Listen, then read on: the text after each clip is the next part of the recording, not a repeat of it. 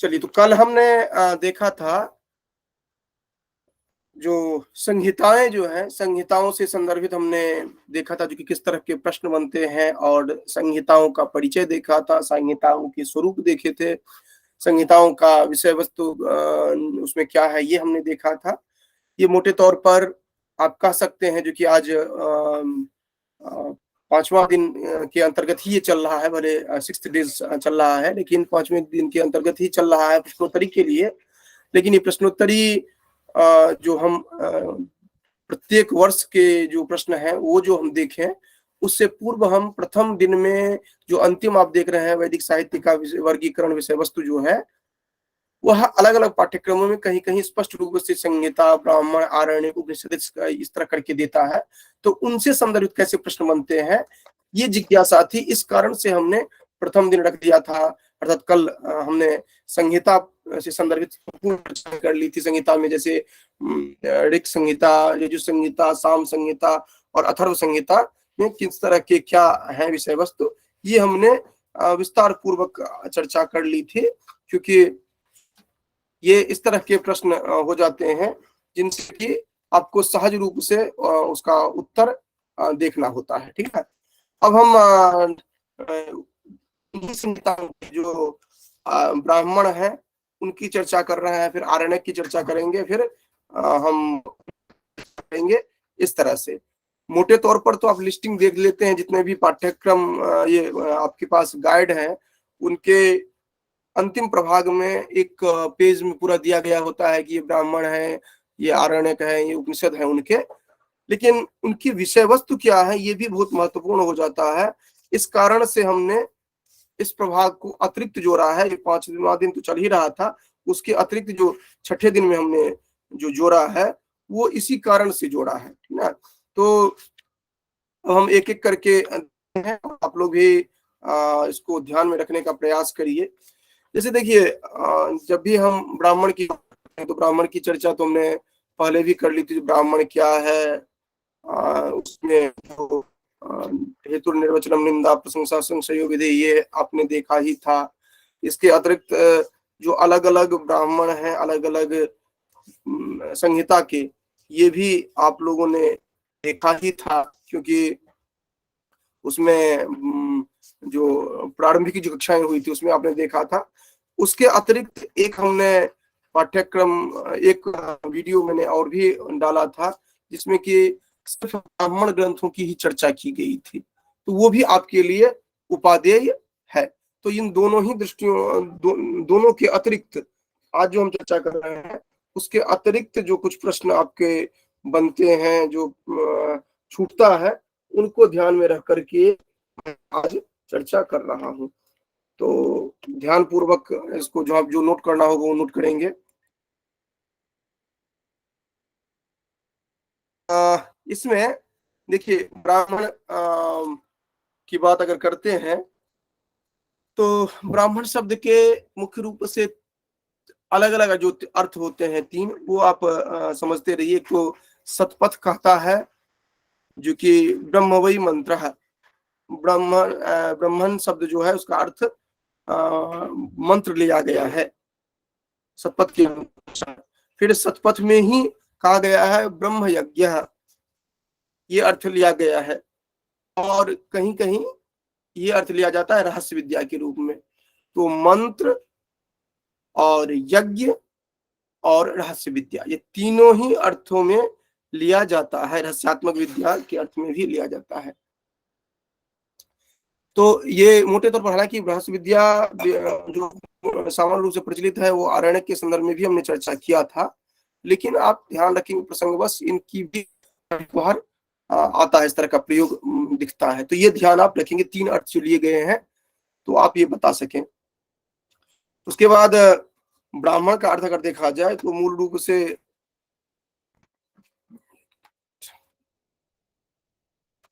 एक मिनट,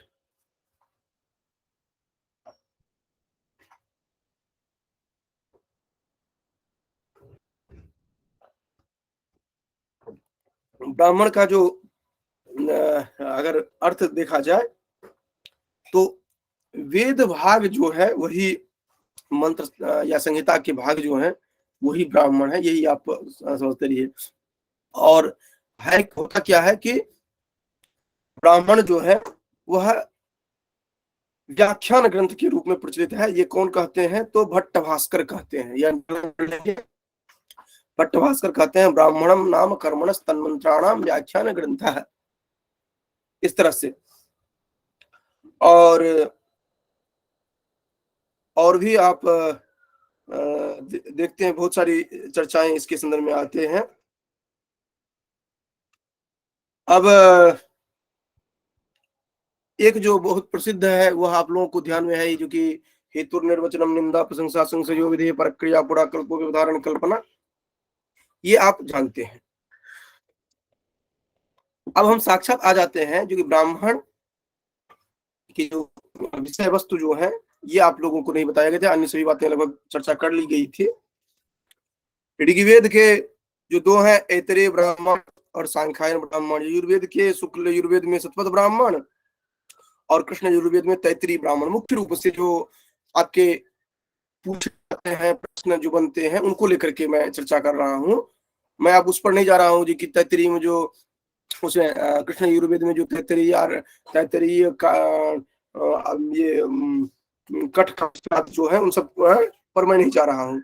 मोटे तौर पर जो उनको सामवेद में जो 9 ब्राह्मण है टोटल, तांड्य षड्विंश सामविधान आरसीय दैवत छांदोग्य संहितोपनिषद वंश ब्राह्मण जैमिनी ब्राह्मण। इसमें संहितोपनिषद ब्राह्मण जो है वह सामवेद में, ये ध्यान में रखेंगे। गोपथ में एक ही होता है।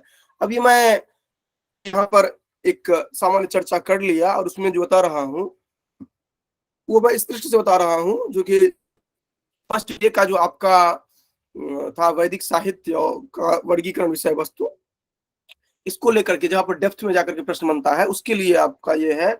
जैसे का ऐतरीय ब्राह्मण है तो ऐतरीय ब्राह्मण के कर्ता कौन है? तो ऐतरीय महिदास, ये प्रश्न बनता है। अध्याय कितने हैं? 40।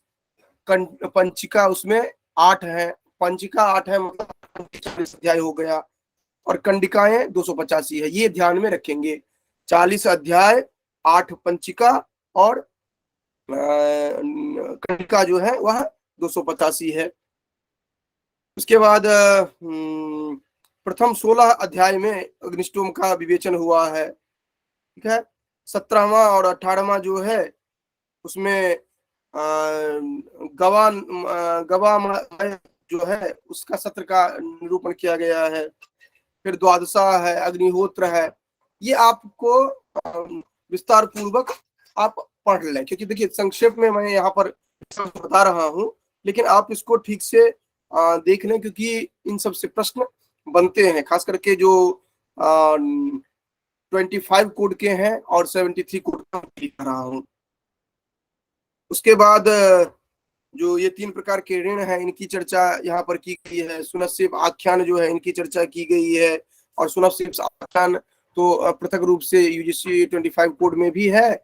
और अगर वहां पर अगर आपका 73 कोड आदि समझे तो सुनश्सेप आख्यान क्या है ये आप जानते रहे। और अब आगे हम चलेंगे, जब वरुण सूक्त पढ़ाएंगे तो वह उसका संबंध आपको यहाँ से दिखेगा, इस दृष्टि से भी आप इसको जानते रहे। उसके बाद ऐतरेय ब्राह्मण जो है इनमें और भी कुछ विषय वस्तु है वो आप ध्यान में रखें। जैसे देवासुर युद्ध है, उसके बाद वसटकार के 60 तत्व की बात आती है, विश्वामित्र वामदेव संवाद से संदर्भित जो बातें हैं ये सभी बातें इनमें आ जाते हैं। तो ये मोटे तौर पर आप इसका विभाजन जो है, इनमें जो प्रमुख विषय वस्तु है इनको आप नोट कर लें, एक अपना सेपरेट नोट बनाएं। अभी तक आपने जो भी पढ़ा है वो आपका सेपरेट रहा है। अब से जो आप पढ़ रहे हैं ये हम एक एक करके टॉपिक वाइज हम चर्चा कर रहे हैं यहाँ पर, उन सभी का अलग अलग आप सेपरेट नोट्स बनाइए। और ध्यान रखेंगे जो कि नोट्स आपका इस तरह का हो जिसमें कि जैसे मैं चार्ट कह रहा हूँ उस हिसाब से चार्ट आप देखिए, और टॉपिक वाइज आपका बनता जाए। जिस तरह मैं पढ़ाता जाता हूँ उसी तरह से आपका बनता जाए ये, ठीक। उसके बाद हम आते हैं सांख्यायन ब्राह्मण, क्योंकि आप जानते हैं जो कि ऐतरेय और सांख्यायन 2 हैं। सांख्यिकी, कौशिकी भी कहा जाता है। ये इस ब्राह्मण के संदर्भ में बहुत नहीं है, लेकिन आप ध्यान ये रखेंगे जो कि इसका अनुवाद 1920 में कीथ करते हैं, अंग्रेजी अनुवाद। ये आप देख सकते हैं। और इसका संपादन प्रथमतः 1887 में किया गया था। लिंडनर करके एक पाश्चात्य विद्वान रहे हैं, उन्होंने संपादन किया, फिर 1920 में आकर के अंग्रेजी अनुवाद हुआ है। और ये 1911 में आनंदाश्रम से प्रकाशित हुआ था। इसमें 30 अध्याय हैं, 7 खंड हैं, और इसमें 260 उपखंड के रूप में आप देखते हैं। इसमें जो विषय वस्तु है वो विशेष ध्यान रखेंगे। इसमें अग्न्याधान, अग्निहोत्र, दर्श पूर्णमास, ऋतुयाग, ये सब, इष्ट याग, ये आपका प्राप्त होता है। ये विशेष रूप से आप ध्यान में रखेंगे, ठीक है। उसके बाद इसमें अलग अलग जो 7 अध्याय हैं उनमें अग्न्याधान, दर्श पूर्णमास, चतुर्मास, ब्रह्मा के कर्तव्य, यज्ञ, इन सब की चर्चा हुई है। अब आते हैं हम यजुर्वेदीय ब्राह्मण जो है उन पर। यजुर्वेद दो पार्ट है, ये आप जानते हैं, कृष्ण और शुक्ल। शुक्ल के शतपथ जो है ये है, और इसके जो रचयिता अगर कहा जाए, इसके जो आचार्य कहा जाए, ये वाजस्नेयी पुत्र याज्ञवल्क्य है।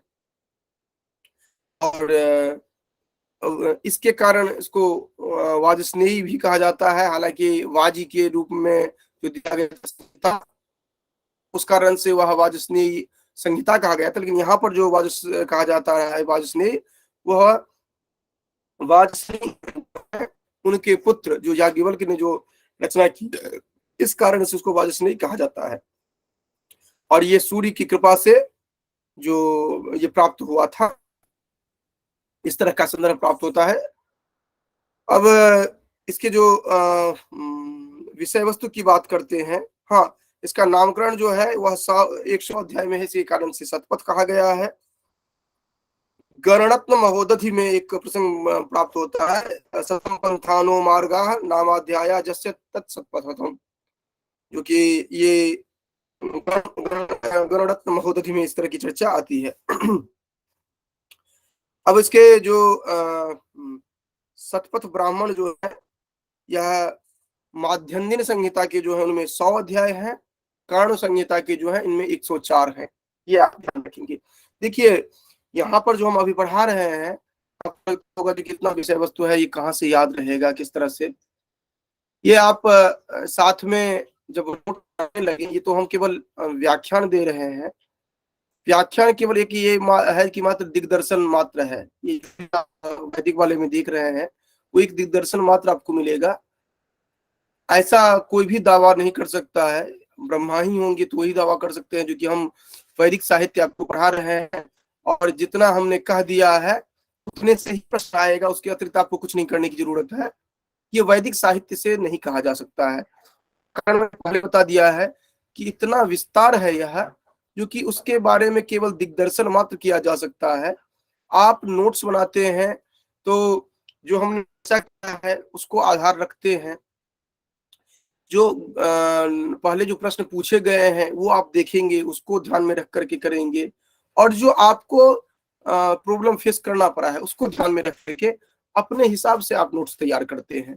और हर एक नोट्स होता है जो उसको उसके लिए ही उपादेय होता है, और ये हम भ्रम में रहते हैं कि कोई कोचिंग नोट्स दे देगा तो हम सफल हो जाएंगे।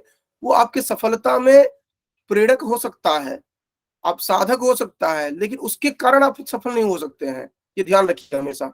तो आपको खुद अपना नोट्स तैयार करना ही करना है, और जो आप अपने तक ही सीमित रखिए, अपने देखिए। तो जो मैं चर्चा कर रहा हूँ वो आपकी उपादेय केवल होगा, इतना ध्यान रखेंगे। तो इसमें आपको मैं जो बता रहा हूँ उसके साथ साथ आप प्रत्येक दिन 1 घंटा निकाल करके नोट्स बनाते जाएंगे, जिस विषय के जिस टॉपिक से रिलेटेड है। हाँ, आपके पाठ्यक्रम में नहीं है तो आप स्किप कर सकते हैं। हालांकि जो मैं कॉमन में जो भी टॉपिक रख रहा हूँ वो सभी के लिए उपादेय होता ही है। वो भले आप कह दें जो कि मेरे पाठ्यक्रम में नहीं है, लेकिन वो किसी न किसी तरह से होता ही है। और ये आपको तब समझ में आता है जब एग्जाम में जाते हैं, तो जब प्रश्न पूछा जाता है तो कहाँ पढ़े थे आप और कहाँ जाकर के प्रश्न पूछा जाता है, आपको भी नहीं हवा लगती है। तो इस तरह से आप ध्यान में ये रखेंगे जो कि जैसे माध्यन्दिन संहिता में 100 अध्याय है शतपथ में, और माध्यन्दिन संहिता के जो ब्राह्मण है, और वहीं कर्ण से संदर्भित जो शतपथ ब्राह्मण है उनमें 104 है, लेकिन लाक्षणिक रूप से दोनों को शतपथ ब्राह्मण ही कहा जाता है। इसके बाद हम आते हैं माध्यन्दिन संहिता में जो उनके प्रतिपादक विषय वस्तु जो है, ये संपूर्ण जो है वह 14 कांड में विभाजित है। अर्थात 100 अध्याय तो है लेकिन 14 कांड में विभाजित है। और 14 कांड जो है वह अध्यायों में, अध्याय जो है ब्राह्मणों में, ब्राह्मण जो है कंडिकाओं में। विभाजन ध्यान रखिएगा, कांड, अध्याय, ब्राह्मण, कंडिका, ये ध्यान रखिएगा। इस तरह से ब्राह्मण का, शतपथ ब्राह्मण का विभाजन है। कांड, अध्याय, ब्राह्मण, कंडिका, ये ध्यान रखिएगा। तो 14 कांड, 100 अध्याय, 438 ब्राह्मण और 7624 कंडिका। संपूर्ण याद रखने की आवश्यकता नहीं है, लेकिन विभाजन किसमें हुआ है ये ध्यान रखिएगा। क्योंकि जब आप पढ़ रहे होते हैं तो आपको ये भी ध्यान रखना है जो कि किस पर हमें फोकस करना है, किसको स्किप करना है। जैसे अभी आपने पढ़ा जो कि कांड है, ब्राह्मण अध्याय है, ब्राह्मण है, कंडिका है, तो आप इनका डिजिट जो है वो ध्यान नहीं भी रखेंगे तो चलेगा, लेकिन विभाजन किसमें हुआ है ये आपको ध्यान रखना जरूरी है। क्योंकि ये नहीं रखेंगे तो जो ही आपको कहा जाएगा जो कि संख्या दी जाएगी, जो कि कोई रेफरेंस दिया जाएगा और संख्या दी जाएगी, तो आपको हवा ही नहीं लगेगी जो कि ये क्या कह रहा है। जैसे आप कहते हैं ना जो कि पाणिनि अष्टाध्यायी से संदर्भित कोई सूत्र है तो दिया जाता है 7, 17, तो समझ में आ जाता है ना 7वें अध्याय का 17वां सूत्र है। तो आपको वैसे इसमें पता ही नहीं चलेगा जो कि 4 अलग अलग डॉट दिए गए रहेंगे। तो इस कारण से आपको ध्यान में ये रहना चाहिए। उसके बाद आप ये ध्यान में रखेंगे 14 जो अध्याय है, 14 कांड में अलग अलग विषय वस्तु हैं। सभी को आप पूर्ण रूप से याद नहीं रख सकते हैं, लेकिन मोटे तौर पर जो है उनको आप ध्यान में रखें। प्रथम में याग, अग्निहोत्र, द्वितीय में, तृतीय चतुर्थ में सोमयाग, पंचम में वाजपेयी और राजसूय, छठे में सृष्टि उत्पत्ति, 7वें में 8वें में वेद निर्माण, उसी तरह 11वां 12वां में 11वां में दर्श पूर्णमास है। उसके बाद 13 में अश्वमेध है, 14 में ये बृहदारण्यक उपनिषद ब्रह्म विद्या आदि जो है जो 14 में आकर के हो जाते हैं। अर्थात ये जो ब्राह्मण है उनका, शतपथ ब्राह्मण के 14वां जो कांड है वही बृहदारण्यक उपनिषद के रूप में भी जाना जाता है। आगे चलकर हम देखेंगे। तो आपको सभी आप रट नहीं सकते हैं, सभी आप याद नहीं रख सकते हैं, ये भ्रम छोड़ दें जो कि आप संपूर्ण याद रख पाएंगे। लेकिन ये रहेगा कि जब आप एक बार, दो बार, 4 बार उसकी लिस्टिंग बना करके आप देखेंगे तो आपको क्या होगा कि आपको समझ में आएगा जो कि किसमें क्या है। जैसे मैंने अभी बताया क्योंकि प्रथम कांड में भी आप देखेंगे दर्श और पूर्णमास याग, और 11वें कांड में भी देखेंगे दर्श पूर्णमास याग। उसमें उसी में आप देखेंगे जो कि उपनयन है, 11वें में उपनयन है, पंच महायज्ञ है, स्वाध्याय है, इस सब की चर्चा की गई है। तो जब आप एक बार, दो बार, 4 बार देखेंगे तो आपको ये समझ में आता है। तो जितना आप नोट्स तैयार करेंगे, आपके पास जो भी ग्रंथ होगा उस ग्रंथ को ध्यान में रखते हुए आप नोट्स तैयार करिए। क्योंकि ये प्रश्न पूछे जाते हैं जो कि इनकी चर्चा कहाँ पर हुई है, कम से कम आपको शतपथ ब्राह्मण में हुई है, ये आपको ध्यान में रहना चाहिए। इसी तरह कांड शाखा से संदर्भित जो है इनकी में 17 कांड है। माध्यन्दिन शाखा से जो संदर्भित है उनमें 14 कांड है और इनमें 17 कांड है। ये जो 17 कांड है इनमें अलग अलग विषय वस्तु है। फिर जैसे प्रथम में अग्निहोत्र है, द्वितीय में दर्श पूर्णमास है। तो इस तरह नहीं है जो कि प्रथम कांड ये दर्श पूर्णमास यज्ञ याग किस कांड में वर्णित है, इस तरह का प्रश्न सामान्य रूप से नहीं प्राप्त होता है आपको। आपको प्राप्त होता है किस ब्राह्मण में होता है, तो आपको ध्यान में रखना चाहिए कि इसमें होता है विशेष रूप से। तो आप मोटे तौर पर आप जानते रहिए, क्योंकि होता क्या है कि जब हम पढ़ने लगते हैं तो हमें लगता है कि अरे इस तरह का प्रश्न पूछा गया है, तो हम एक एक करके मैन्युटली पढ़ना शुरू करते हैं, तो इतनी क्षमता नहीं होती है किसी की। तो सामान्य रूप से आप पढ़ते रहिए तो आपको। सर हाँ जी। ऋग्वेद में सर ऋग्वेद में दो ही ब्राह्मण है ना, आयतरीय और सांख्ययन। हाँ, ऐतरेय और सांख्यायन, ये दो ही ब्राह्मण मुख्य रूप से हम पढ़ते हैं उसमें, ठीक है। शाखाएं तो और भी बहुत सारे क्या है, साकल वास्कल आसुलायन सांख्यायन मांडुकायन, लेकिन उन सब के ब्राह्मण अलग अलग जो है सेपरेट, वो अलग से नहीं वो उपलब्ध होते हैं। तो ये है। देखिए, एक तो उपलब्ध जो होते हैं वो बात अलग है, दूसरी बात ये है कि जो विशेष रूप से हमें पाठ्यक्रम में पूछे जाते हैं उनको हम विशेष रूप से देख रहे हैं। तो ये एक अनिवार्य रूप से वैदिक साहित्य का इतिहास डाउनलोड करके नोट्स जब बनाएंगे, वैदिक साहित्य का इतिहास अनिवार्य रूप से डाउनलोड कर लें, उसके बाद ही हम नोट्स बनाएं। केवल गाइड के आधार पर, हाँ गाइड भी रखें, जो गाइड मिलता है उनको रखें, लेकिन नोट्स अपना सेपरेट बनाएं। और मैंने पहले बताया है कि एक सिंगल पीडीएफ बनाइए, और वो आप हमें वीकेंड में आप केवल हमें एक भेज सकते हैं, ताकि हम कहीं पर आप सही दिशा में चल रहे हैं नहीं चल रहे हैं, क्योंकि हमें कोई भी लूप होल्स नहीं छोड़ना है जिससे कि प्रश्न आए और हम अटेम्प्ट ना कर पाए, ठीक है। फिर ये शतपथ ब्राह्मण का इस तरह का हो गया है। इसमें फिर कुछ शतपथ ब्राह्मण में जो आख्यान होते हैं इनको भी ध्यान में रखिएगा। ये भी प्रश्न बनते हैं, जो कि मनु श्रद्धा का जो आख्यान है, उसके बाद जल प्लावन में, उसके बाद कद्र सुपर्णिका है, सुकन्या अच्छेवन का है, पूर्वा उर्वशी का है। ये सब भी आपको आख्यान प्राप्त होते हैं, इन सबको आप ध्यान में रखें। उसके बाद तैत्तिरीय ब्राह्मण अगर देखते हैं तो तैत्तिरीय ब्राह्मण में प्रतिपादित जो विषय वस्तु है उनमें विशेष रूप से आप देखते हैं जो कि अग्न्याधान, गवालयन, वाजपेयी, राजसूय, अग्निहोत्र, सूत्रामणि, पुरुषमेध, नक्षत्रेष्टि। देखिए, एक बात आप ध्यान देंगे, और यहाँ देख भी रहे हैं आप, जो कि एक ही चीज का विषय वस्तु वर्णन अलग अलग ब्राह्मणों में है, ठीक है। अब आपको कंफ्यूजन होगा, जो कि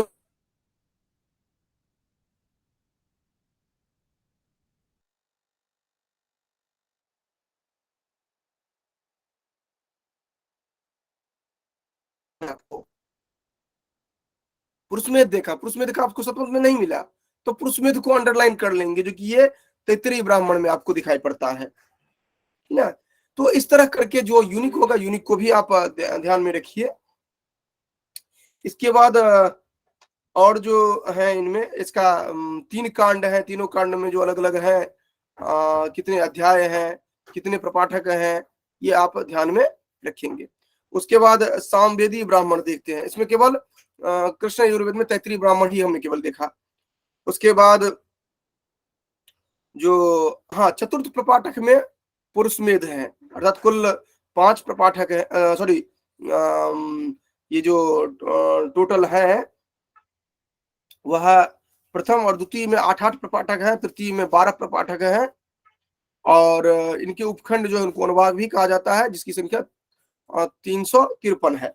तो कुल मिलाकर के आप देखिए, जो कि प्रथम कांड, द्वितीय कांड, तृतीय कांड, 3 कांड है तैत्तिरीय आरण्यक में, तैत्तिरीय ब्राह्मण में, और इनमें 8-12 इस तरह करके हैं।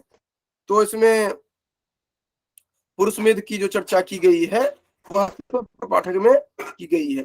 अब सामवेदी ब्राह्मण देखें तो सामवेदी ब्राह्मण महनीय में नहीं है। इनमें तांड ब्राह्मण जो है, इनको पंचविंश ब्राह्मण जो कहा जाता है, उनके अलग अलग नाम, पंचविंश, तांड को ही पंचविंश ब्राह्मण या प्रौढ़ ब्राह्मण कहा जाता है, या इसे महाब्राह्मण भी कहा जाता है। तांडी जो है इनको पंचविंश, प्रौढ़ या महाब्राह्मण भी कहा जाता है। और ऐसा माना जाता है कि तांडी जो है नामक आचार्य इनके रचयिता किए हैं, इस कारण से क्योंकि जैमिनी ब्राह्मण में तदुहोवाच तांडे इस तरह का कहा गया है। आपस्तम सूत्र में भी तांडे का संदर्भ आता है। तो ये कुल मिलाकर के आप तांड ब्राह्मण को का जो नाम है, ये ध्यान में महत्वपूर्ण रखना है। तांड ब्राह्मण का विषय वस्तु जो है वह 25 अध्याय में है और 5 पंचिका है। इसमें जो अलग अलग विषय वस्तु हैं ये लगभग आपको एक जैसा ही दिखता है अन्य ब्राह्मणों से, लेकिन कुछ विशेष है, जैसे द्वादशा है, एका है, अहीन है, सत्रयाग है, ये सब विशेष दिखते हैं। इसमें सरस्वती नदी जो है उनका लुप्त होना, प्रकट होना, इनकी चर्चा आती है। कुछ ये सब विशेष है। इनमें यमुना नदी, नैमिषारण्य आदि की चर्चा होती है। ये सब कुछ विशेष है। देखिए ब्राह्मण साहित्य वाला जो है, इसको मैं यही कहूंगा जो कि एक बार उपन्यास जैसे समग्र पढ़ लीजिएगा, क्योंकि ये न तो किसी गाइड से आपको संभव हो पाएगा और न ही किसी लेक्चर से आपको स्पष्ट हो पाएगा। मोटी मोटी बातें तो बता देते हैं, लेकिन डेप्थ में जो जाकर के पूछते हैं, खास करके मैं उनके लिए कह रहा हूँ जो 25 कोड से हैं और हायर के जो छात्र हैं उनके लिए मैं कह रहा हूँ विशेष रूप से। जो इसके साथ साथ जो 73 कोड के हैं उनके लिए भी है, क्योंकि उनमें स्पष्ट रूप से ब्राह्मण का प्रतिपाद्य विषय कहा गया है। आरण्यक को न पढ़े वो, लेकिन ब्राह्मण को रूप से पढ़ना पड़ेगा उनको विशेष रूप में। तो ये जरूर पढ़ लें। जितना मैं ये बता रहा हूँ ये तो मोटे तौर पर मैंने बताया है, लेकिन इस तरह से अन्य जितने भी ब्राह्मण है, संविधान ब्राह्मण, आरसी ब्राह्मण, उन सबको अनिवार्य रूप से देख लें। ये मोटे तौर पर हमने केवल चर्चा कर ली। अब हम लास्ट में गोपथ की चर्चा करके इसको खत्म करते हैं, क्योंकि ब्राह्मण को कितना भी विस्तार पूर्वक हम चर्चा करें उसके विषय वस्तु को कवर नहीं किया जा सकता है। ऐसे एक दिग्दर्शन मात्र देखिए जो कि किस तरह से आप देखें। ये गोपथ जो है, इनमें इसके रचयिता गोपथ ऋषि है और ये दो भाग में है, पूर्व गोपथ और उत्तर गोपथ। और इसमें पूर्व गोपथ में 5 प्रपाठक और उत्तर गोपथ में 6 प्रपाठक प्राप्त होते हैं। उसके बाद आप पूर्व गोपथ में 135 कंडिकाएं देखते हैं, उत्तर गोपथ में 123 कंडिकाएं देखते हैं। कुल मिलाकर के 258 कंडिकाएं हैं।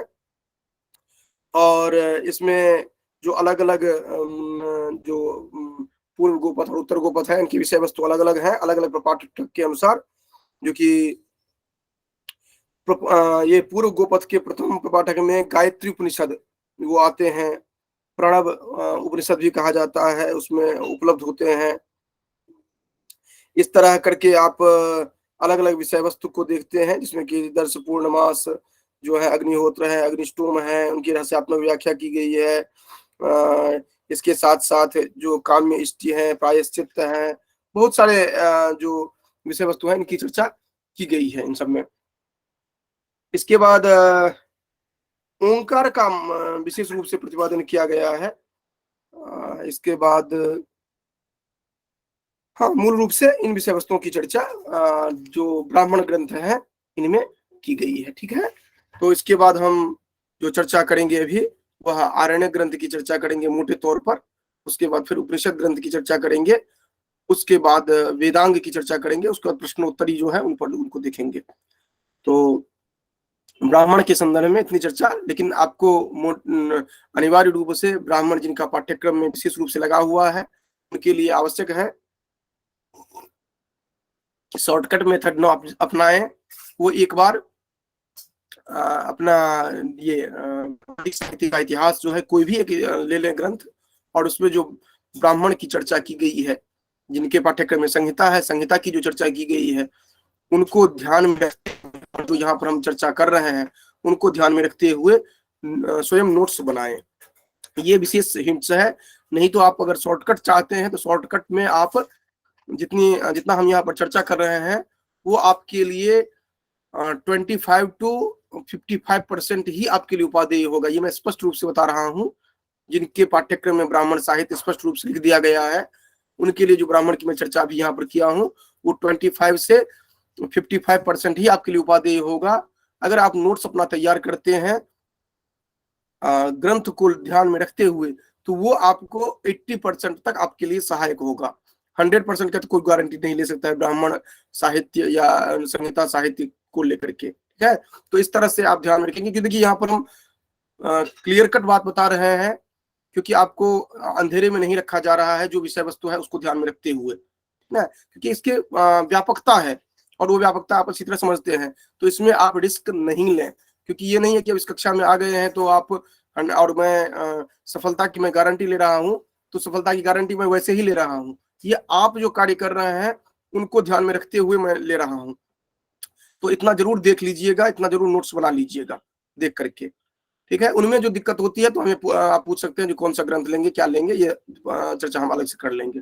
चलिए, तो ये ब्राह्मण की चर्चा हुई। अब अगले एपिसोड में हम जो आरण्यक हैं उनकी चर्चा देख रहे हैं।